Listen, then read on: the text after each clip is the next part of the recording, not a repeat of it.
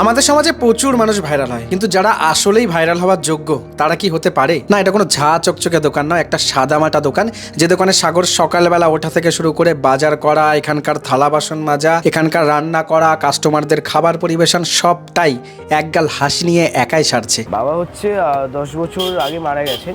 মানে তাহলে তো তুমি তখন অনেকই ছোট, একদম ছোট। তো স্বস্তিকা দি তো দেখলাম এসছিল। হ্যাঁ, তো কেমন অভিজ্ঞতা, কেমন কাটলো স্বস্তিকা দির সাথে? ওনার পায়ের চরণ ধুলো যে আমার দোকানে পড়লো, আমার জীবন তো সত্যি কথা ধন্যবাদ, মানে ধন্য হলো। আর ওনার জন্য যে উনি যে আমাকে এত ভালোবাসা দিয়েছেন, ওনার জন্য যে মানুষ আমাকে চিনেছে, আর ওনার কাছেও আমি অনেক কৃতজ্ঞ।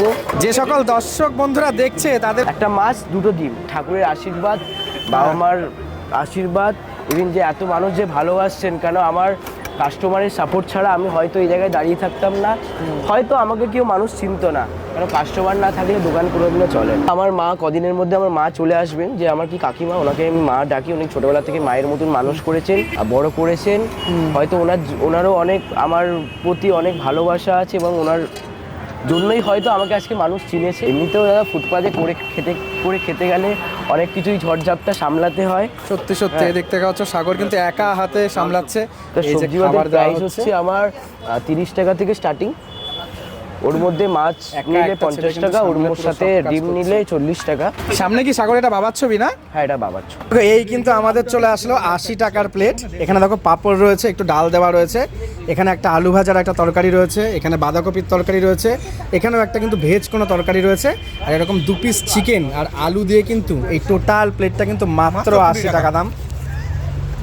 এপাশে তপু বসে খাচ্ছে, এপাশে আজ্জা রয়েছে। আমরা বসে মোটামুটি আমরা কখন এসেছি?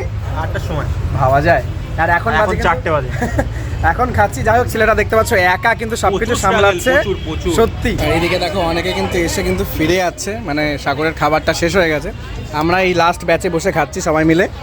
তো যাই হোক, এটা তাই না, ভালো লাগছে। এটা একা খেলে না খাবার দাবার বলে বলে ফিরে যাচ্ছে। তুমি অরিন্দম দেখো দেখো দেখো ভাত আর ভাত, ভাত আর ভাত, ভাত আর ভাত, 2 plate chicken, 2 plate veg veg normal ডাল ভাত।